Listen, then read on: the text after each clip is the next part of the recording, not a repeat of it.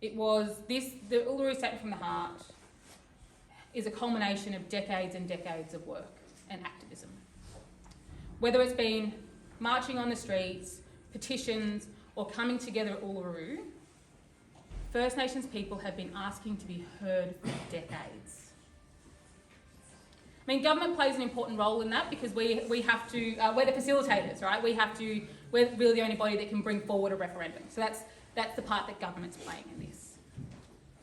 So we're the people who can bring forward a referendum.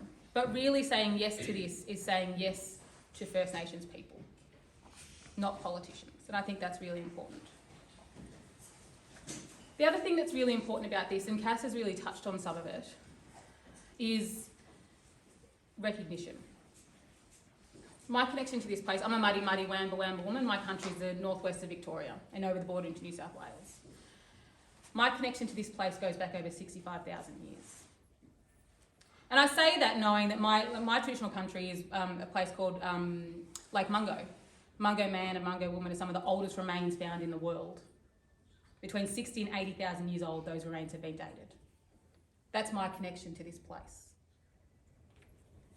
And the reason this referendum is important is because it connects that 65,000 years of history to who we are today in our Constitution.